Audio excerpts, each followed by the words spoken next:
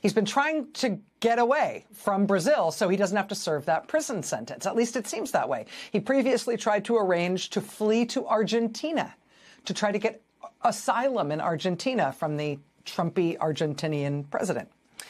He then went to the embassy of Hungary in Brazil and spent 2 nights in the embassy, apparently trying to escape from Brazil to Hungary, trying to get asylum there from that very Trumpy prime minister, Viktor Orban, in Hungary. Earlier this year, one of Bolsonaro's sons reportedly lobbied Trump himself that the United States should help his dad with this big problem he's got with this prosecution and this 27-year prison sentence he is due to start serving. And who knows what Donald Trump and the Trump administration said to that plea for help. But as I mentioned, Jair Bolsonaro's house is only about a 15-minute drive from the U.S. Embassy in Brazil. And on Friday night, Bolsonaro admits now that he did this to his ankle monitor. He apparently took what he says was a soldering iron to his ankle bracelet, while at the same time his son had summoned a crowd to surround his house. The Brazilian police showed up within hours and arrested Bolsonaro again. He is no longer on house arrest. He's now in jail. And they released this video that you're seeing here showing the damage that he caused to his ankle monitor, and Bolsonaro reportedly admitting that he was the one who tried to disable it. The Supreme Court justice who ordered Bolsonaro's arrest said Bolsonaro had to be arrested that night because he's so clearly a flight risk. Obviously, he's tried to flee to multiple different countries. He's gone to the embassies and approached the governments of multiple different countries to try to get him out of Brazil so he doesn't have to go to prison. And that Supreme Court justice went out of his way to point out just how close Bolsonaro lives to the U.S. Embassy. And this kind of sounds crazy, right?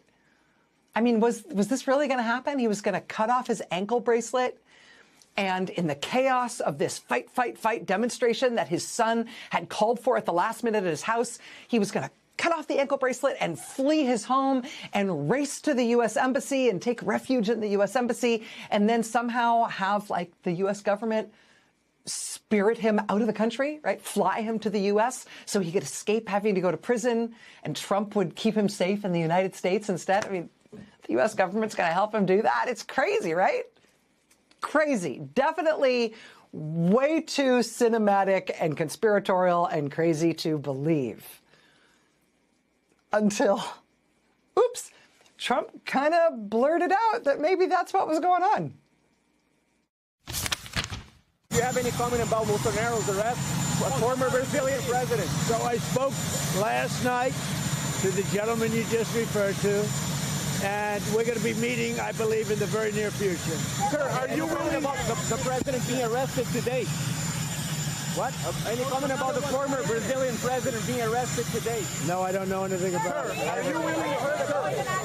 Mr. President, are you willing? I didn't hear. Is that what happened? Yes, there's a citation. Yes. That's too bad.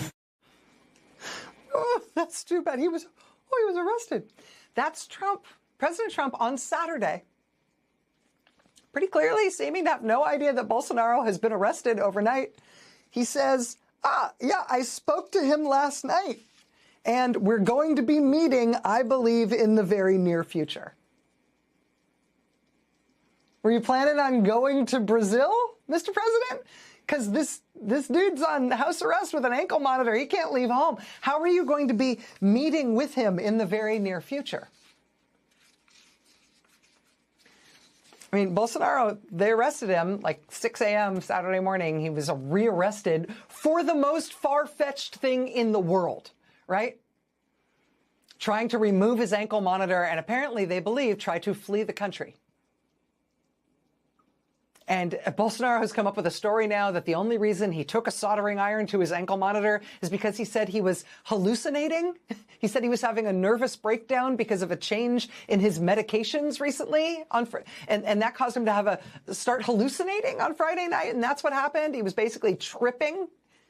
And so that's what happened, and he can't be held accountable for his actions.